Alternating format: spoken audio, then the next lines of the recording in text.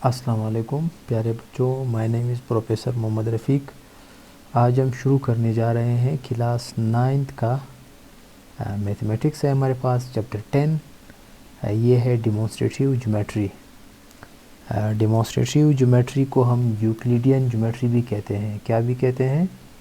Euclidean geometry. Euclidean geometry.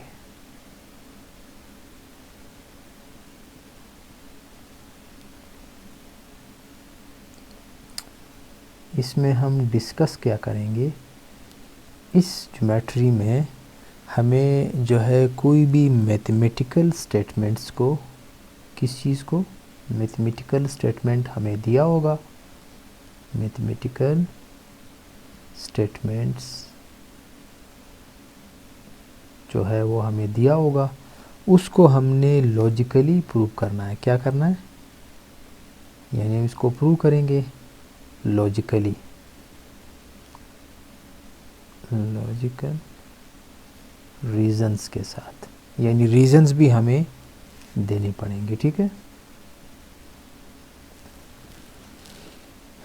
यानी the branch of mathematics जिसमें हमें कोई भी मैथमेटिकल स्टेटमेंट जो है वो हम साबित करते हैं लॉजिकली रीजनिंग के साथ, यानी हम इसकी लॉजिकली रीजनिंग भी देंगे। इसको हम यूक्लिडियन ज्योमेट्री भी कहते हैं। यूक्लिडियन ज्योमेट्री इसलिए कहते हैं क्योंकि ये ज्योमेट्री जो है, ये यूक्लिडियन ज्योमेट्री ये बहुत ही पुरानी ज्योमेट्री है, इसलिए हम इसको यूक्लिडियन ज्योमेट्री भी कहते हैं।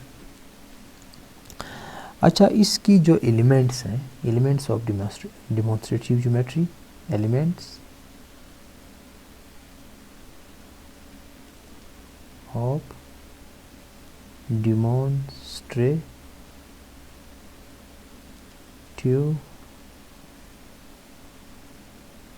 ज्योमेट्री, वो फिर मेरे पास क्या है? इसमें एक है undefined term, basic assumption, undefined terms. फिर क्या है? Basic assumptions.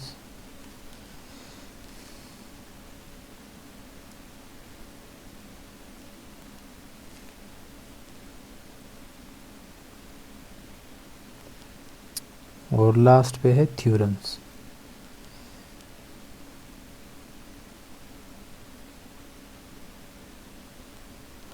अब अनडिफाइंड टर्म्स क्या है? एक पॉइंट में ले लेता हूँ। क्या ले लेता हूँ? पॉइंट। अब इस पॉइंट की कोई डिफिनेशन नहीं है, नो डिफिनेशन। ऐसी टर्म्स जिसकी कोई डिफिनेशन ना हो उसको हम क्या कहते हैं? Undefined terms. यानी इसको हम किस तरह डिफाइन करेंगे? No definition. फिर उसके बाद हम आते हैं नेक्स्ट की तरफ, जो कि है बेसिक अजम्पशंस।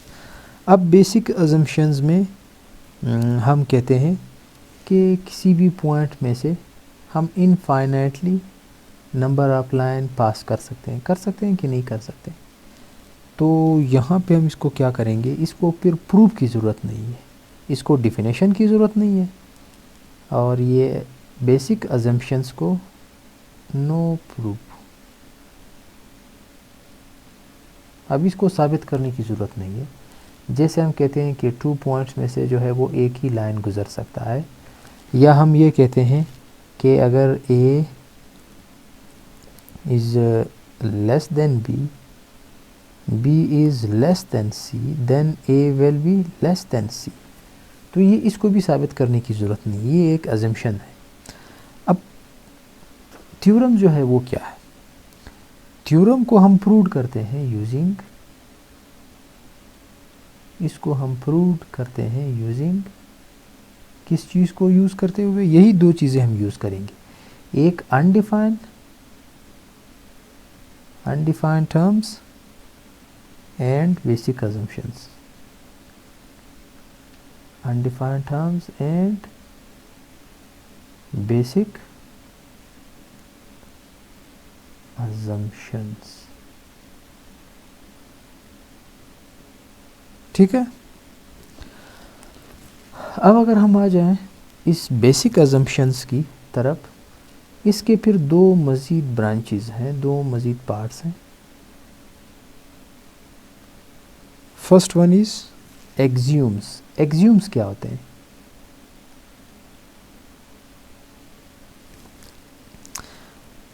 एक एक्सियूम जो है वो मैं लिख लेता हूँ, a is equal to a, ये रिफ्लेक्सिव प्रॉपर्टी है।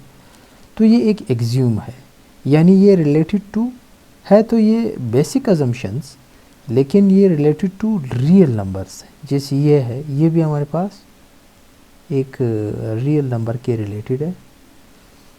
तो ये किस चीज़ के रिलेटेड है? Related two numbers, related to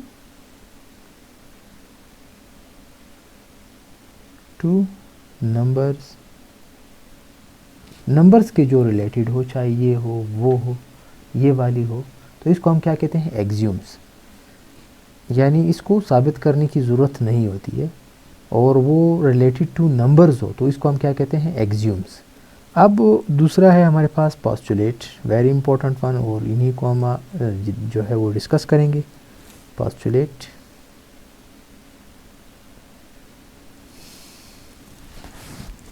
postulate फिर क्या है?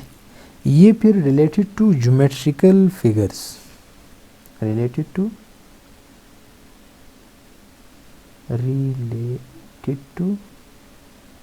Geometry figures. मैंने आपको बताया कि एक पॉइंट में से इनफाइनाइट नंबर ऑफ लाइन में पास कर सकता हूँ। अब ये क्या है? ये एक पोस्टुलेट है, इसको जो है वो प्रूफ की ज़रूरत नहीं है, तो इसको हम क्या कहते हैं? पोस्टुलेट कहते हैं। और इसी डिमॉन्स्ट्रेटिव ज्योमेट्री में हम इन्हीं पोस्टुलेट्स को यूज़ करेंगे और डिफरेंट थ्योरम्स जो है वो हम साबित करेंगे। जैसे हम कहते हैं कि दो पॉइंट में से सिर्फ एक ही लाइन गुजर सकता है, तो ये भी एक हमारे पास क्या है? पोस्टुलेट है, ये भी पोस्टुलेट है। और ये पोस्टुलेट जो है ये रिलेटेड टू ज्योमेट्रिकल फिगर्स है, और एक्सियूम्स जो है वो रिलेटेड टू नंबर्स है। अच्छा, इसमें ये कंकरेंट के मुतालिक हम जानते हैं, ये बार बार आ जाएगा, या इसी डिमॉन्स्ट्रेटिव ज्योमेट्री में बार बार हम इसको डिस्कस करेंगे। कंकरेंट क्या है? कंकरेंट में दो चीज़ें हैं, एक तो same shape same size, same shape and same size. ये दोनों अगर हो गई, यानी किसी भी ज्योमेट्रिकल फिगर की अगर शेप और साइज दोनों सेम हो गई, तो हम क्या कहेंगे? हम कहेंगे कि ये कंकरेंट है। फॉर एग्जांपल, अब ये एक ट्रायंगल है, क्या है? ट्रायंगल है। ये दूसरी ट्रायंगल है, ये भी तो ट्रायंगल है। अब ये दोनों कंकरेंट नहीं है। इनकी अगर हम साइज देख लें, not same size, that's why ये कंकरेंट नहीं है। कंकरेंट को हम मैथमेटिकली इस तरह लिखेंगे, तो ये दो फिगर्स हमारे पास कंकरेंट नहीं है, क्योंकि इसकी साइज़ बड़ी है, इसकी साइज़ स्मॉल है। शेप तो इनकी सेम है, दोनों ट्रायंगल्स।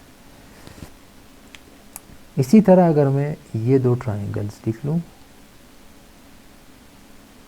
एक ट्रायंगल ये वाली है, दूसरी ट्रायंगल ये वाली। अब ये दोनों जो है वो कंकरेंट है। क्यों कंकरेंट है? एक तो इनकी शेप सेम है, दोनों ट्रायंगल्स है, और साइज़ भी तकरीबन इनकी एक जैसी है, तो इन दोनों को हम क्या कहेंगे? Concurrent triangle. फिर उसके बाद हमारे पास है types of theorems, types of theorems. Theorems की जो टाइप्स हैं कौन कौन सी है?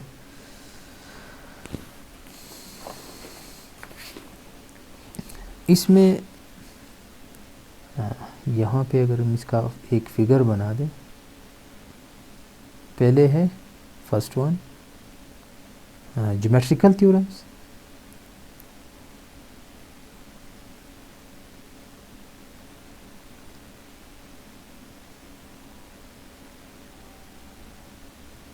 और सेकंड नंबर पे है क्रोलरी,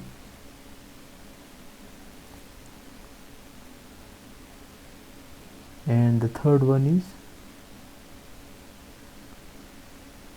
converse.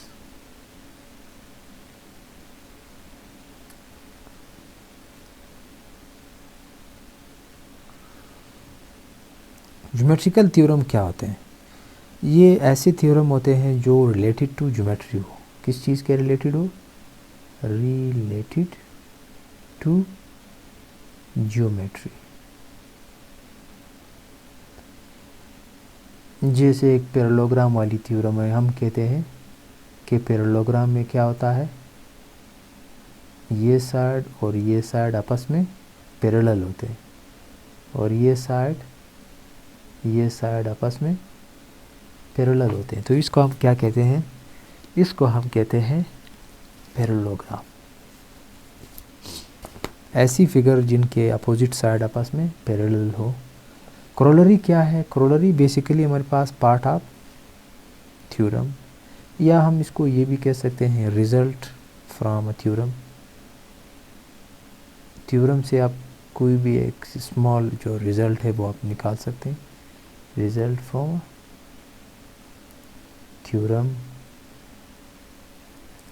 जैसे इस थ्योरम से हम ये भी रिजल्ट निकाल सकते हैं कि अगर किसी भी क्लोज्ड फिगर के अपोजिट साइड इक्वल हो और इनके ये वाले एंगल 90 के हो तो वो हमारे पास एक क्या बन जाएगा? रेक्टेंगल बन जाएगा। क्या बन जाएगा? रेक्टेंगल। सही है। अब इसका कन्वर्स क्या है? कन्वर्स जो है इसका उलट प्रोसेस है। जैसे हम कहते हैं कि मैं एक आसान सा सादा सा एग्जांपल आपको देता हूँ। मेरे पास ये एक ट्रायंगल है, सॉरी,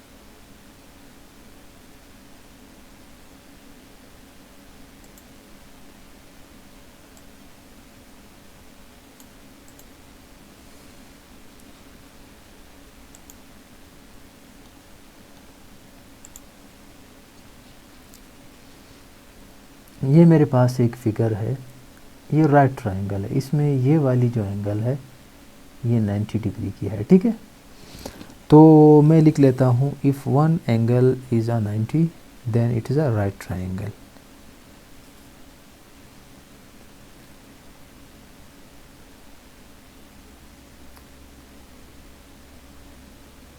वन एंगल इज़ 90